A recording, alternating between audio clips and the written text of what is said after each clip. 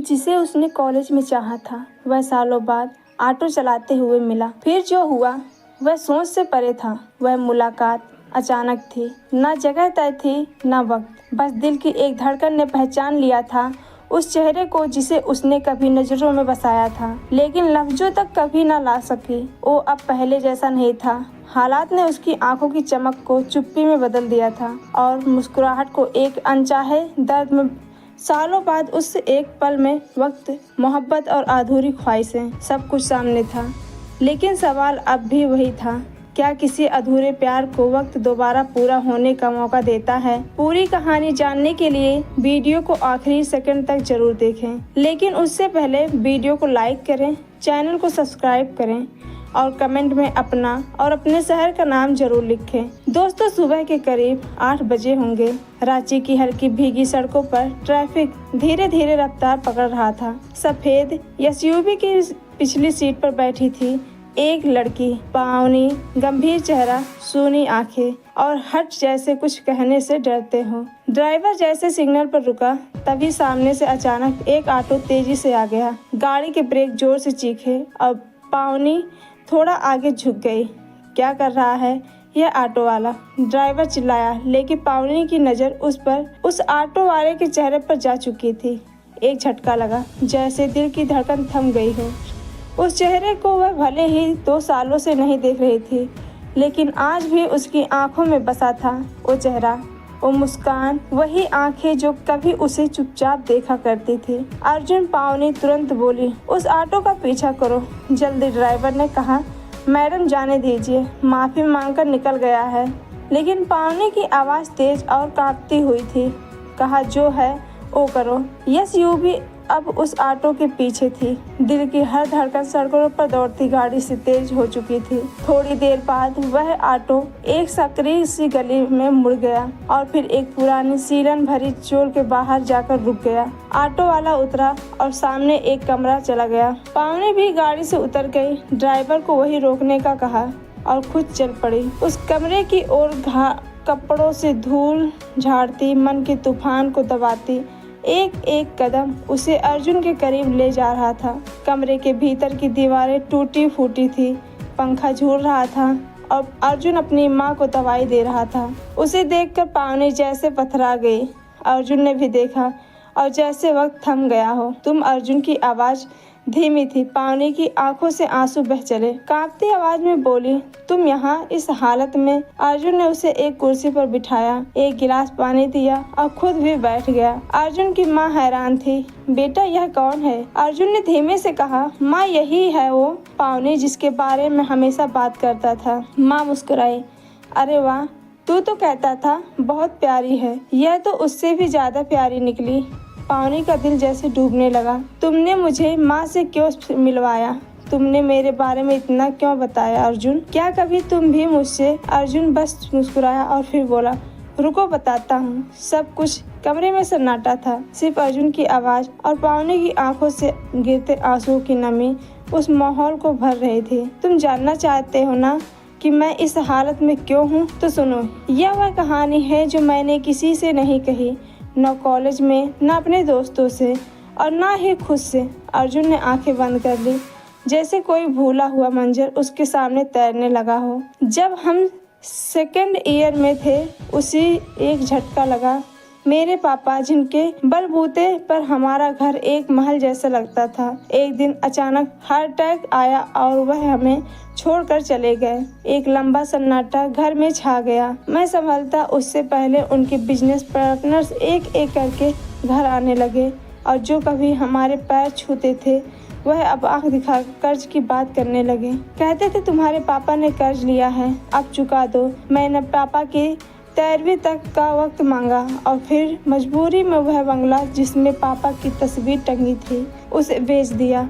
उनके नाम पर लगा हर कर्ज, हर मुकदमा, हर बोझ मैंने अपने कंधे पर ले लिया। पावनी की आंखों से आंसू अब रुके नहीं रहे थे। बंगला चला गया, गाड़ी चली गई, रिश्तेदार भी चले गए और मैं अपनी बीमार माँ के साथ इस चौल में आ गया। कमरे की खामोशी में अर्जुन की आवाज़ अब और भी भारी हो गई थी। कॉलेज छोड़ना पड़ा क्योंकि अब मेरी पढ़ाई से ज़्यादा जरूरी थी माँ की दवा तो मैंने ऑटो खरीद लिया उधार पर। दिन में लोगों को उनके ऑफिस पहुँचाता हूँ और रात में माँ की सेवा करता हूँ। वो थोड़ी देर चुप रहा, फिर एक हल्की सी मुस्कान लाकर बोला, और रही बात तुम्हारी, तो मैं भूलने की बहुत कोशिश की, लेकिन जिस दिन तुम गुलाब का फूल लेकर आई थी उस दिन सुषमा ने मुझसे सब कह दिया था कि तुम मुझसे प्यार करती हो। जानते थे?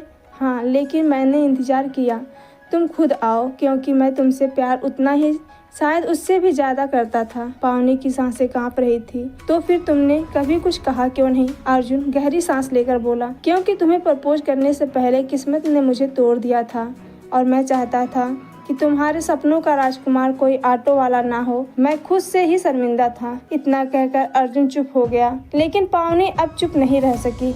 वो उठी और एक झटके में अर्जुन को गले लगा लिया। तुम्हारा प्यार ही मेरी दौलत है अर्जुन, अगर तुम नहीं रहे तो वह बंगला, वो गाड़ी, वो नाम सब बेकार है मेरे लिए। अर्जुन के कंधे पर गुलाब के फूल की तरह भीग गए थे। पावनी के आंसुओं से कमरे में अब थोड़े धड़कने थी। वो कह रही थी कि कुछ अधूरी कहानियां बस वक्त के इंतजार में होती हैं। अगली सुबह की रोशनी जैसे आज पावनी के चेहरे पर उम्मीद बनकर चमक रही थी। वो मुस्कुरा रही थी जैसे उसके दिल का बोझ किसी ने उतार दिया हो, जैसे वो अधूरा सपना अब खुद ही उसकी आंखों में पूरा होने आया था।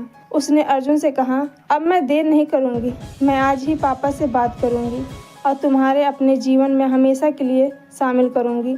अर्जुन ने कहा, पावनी यह सब इतना आसान होगा? पावनी ने उसकी आंखों में झांकते हुए कहा, मुझे नहीं पता कि लोग क्या कहेंगे, लेकिन मेरा दिल अब किसी और की नहीं सुनता। तुम्हारा साथ ही मेरी जिंदगी है। वह घर लौटती है। जैसे ही पापा यशवर्धन शेख पावनी को दरवाजे पर मुस्कुराते हुए देखते हैं, उन्हें भी एहसास होता है कि उनकी बेटी की उदासी अब खत्म हो चुकी है। उसके चेहरे पर सालों बाद फिर से वो बचपन वाली चमक लौट आई है। पावनी दौड़कर पापा के पास जाती है और कहती है, पापा, अर्जुन मिल गया। पापा थोड़ी देर तक उसे देखते रहे, फिर धीरे से मुस्कुराकर उसका माथा चूम लेते हैं। मैं जानता था बेटा, सच्चा प्यार कहीं जाता नहीं, बस वक्त लेता है लौटने में। लेकिन अगले ही पल पावनी का बड़ा भाई अंबर कमरे में आता है। कौन अर्जुन? वह चौंकते हुए पूछता है। पावनी धीरे धीरे उसे सब कुछ बता देती है कि वही अर्जुन जो पहले कॉलेज में था, जो अब एक ऑटो चला रहा है, वही अब उसका जीवन साथी बनने वाला है। लेकिन यह सुनते ही अंबर का चेहरा सख्त हो जाता है। एक ऑटो वाला ड्राइवर, हमारी बहन की शादी एक ऑटो वाले से, लोग हंसेंगे, हम पर बदनामी होगी। कमरे में सन्नाटा फैल जाता है। पावनी का चेहरा जो कुछ पल पहले खिला हुआ था अब धुंधला पड़ गया था। उसकी आंखों में फिर से वही पुरानी नमी लौट आई थी। लेकिन इस बार उसके पापा ने चुप रहने का फैसला नहीं किया। यशवर्धन जी एक झटके में खड़े हो गए। उनकी आवाज गरज उठी, तू कौन होता है यह फैसला लेने वाला कि मेरी बेटी किससे शादी करेगी? मैंने बेटी को हमेशा सिखाया है कि दिल से बड़ा कोई रिश्ता नहीं होता। अगर उसका दिल उस लड़के को अपना चुका है तो वह अब कोई उसे रोक नहीं सकता, यहाँ तक कि तू भी नहीं। अंबर चुप हो गया। पावनी पहली बार अपने पापा की आंखों में वो आग देखी जो सिर्फ एक बाप तब दिखाता है जब बात उसकी बेटी की खुशियों की हो। और हाँ यशवर्धन जी बोले, मैं किसी भी अर्जुन को दामाद बनाने से पहले इंसान देखता हूँ और मुझे वह लड़का दुनिया के सबसे अमीर से कहीं बड़ा इंसान लगता है, जो अपनी माँ की सेवा करता है, मेहनत करता है और फिर भी मुस्कुराता है। अगली सुबह यशवर्धन जी और पावनी उस छोटी सी चोल में जा पहुँचते हैं।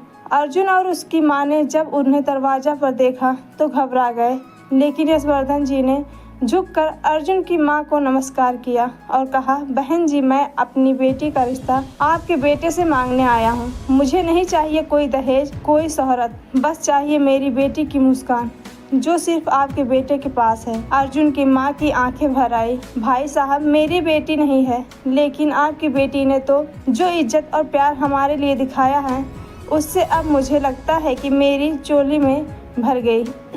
शादी की बात पक्की हो गई, लेकिन पावनी के पापा ने कहा, एक आखिरी बात, मैं भी नहीं जानता कि किसी को अर्जुन के पुराने पैसे से कोई बहाना मिले, इसीलिए आज से अर्जुन मेरा पार्टनर है। मैं उसे एक छोटा बिजनेस शुरू करवा रहा हूँ जहाँ वह अपने पैरों पर खड़ा होगा। अपनी मेहनत से पावनी ने अर्जुन का हाथ पकड़ा और कहा, अब कोई भी ताकत हमें अलग नहीं कर सकती। उनकी आंखों में जो सपना था अब वह सिर्फ सपना नहीं रहा, एक वादा बन चुका था। शादी बड़े ही सादगी और प्यार से हुई थी, ना कोई बड़ी बारात न ढोलक, लेकिन हर रिश्ते में एक गहराई थी, हर चेहरे पर एक संतोष। जिस घर में कभी उदासी छाई रहती थी वहाँ अब रोशनी और हंसी गूंजने लगी थी। यशवर्धन जी ने अर्जुन और पावनी को एक छोटा सा सुंदर सा घर दिलवा दिया था और वहीं से उन्होंने अर्जुन के लिए एक कपड़े की दुकान भी शुरू करवा दी, जहां अब अर्जुन पूरी लगन से काम करता और पावनी हर शाम उसके लिए खाने लेकर आती। धीरे धीरे वक्त बीता, दुकान चल निकली, नाम भी बनने लगा। लोग कहते हैं सच्चे प्यार और मेहनत का रंग देखना हो तो अर्जुन और पावनी को देखो। सब कुछ अब ठीक था, लेकिन जिंदगी कभी भी पूरी तरह शांत कहाँ रहती है। एक दिन जब अर्जुन शाम को दुकान से लौटकर घर आया तो दरवाजे पर एक कोरियर वाला खड़ा था। उसने अर्जुन की माँ के नाम एक बड़ा लिफाफा थमाया। अर्जुन ने माँ को आवाज दी, माँ कोई चिट्ठी आई है तुम्हारे नाम। माँ चुपचाप लिफाफा लेकर कमरे में चली गई। जब उन्होंने लिफाफा खोला तो उनकी आंखें सन्न रह गई, हाथ कांपने लगे, होठ सूखने लगे। यह क्या है माँ? अर्जुन घबरा कर दौड़ा। माँ ने लिफाफा उसकी तरफ बढ़ाया और धीमे स्वर में बोली, तेरे नाना जी अब नहीं रहे।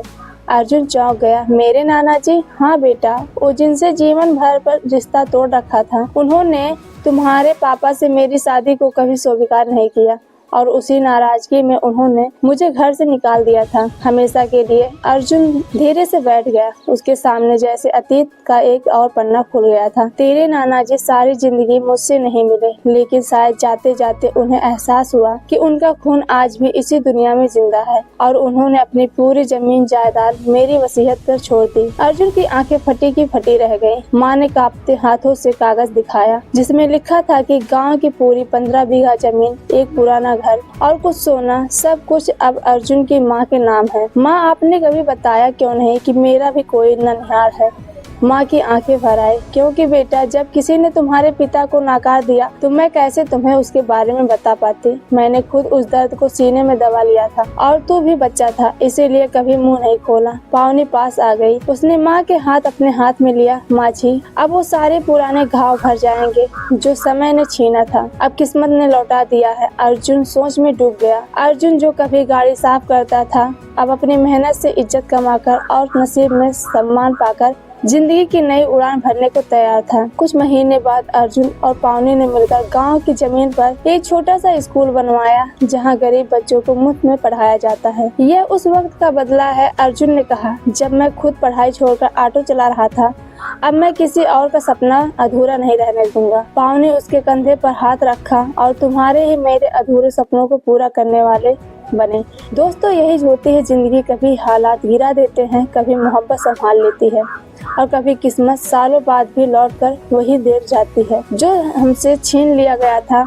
अब आप सभी से एक सवाल, अगर आपकी खुशी किसी ऐसे इंसान से जुड़ी हो जिसे समाज काबिल नहीं मानता, तो क्या आप समाज की सोच के साथ चलेंगे या अपने दिल की सच्चाई के साथ? और क्या कभी ऐसा हुआ है कि हालात ने आपके सपनों को तोड़ दिया हो, लेकिन किसी ने आपका हाथ थामा हो और फिर से जीना सिखा दिया हो? अगर हाँ, तो उस इंसान के बारे में अपने दिल से जवाब जरूर नीचे कमेंट में दें। और अगर यह कहानी आपको छू गई हो तो वीडियो को लाइक करें। हमारे चैनल डार्क केस फाइल्स को जरूर सब्सक्राइब करें ताकि ऐसे ही सच्ची, सीख भरी और दिल को छू लेने वाली कहानियाँ आप तक पहुँचती रहे। मिलते हैं एक नई कहानी में, तब तक के लिए जय हिंद, जय भारत।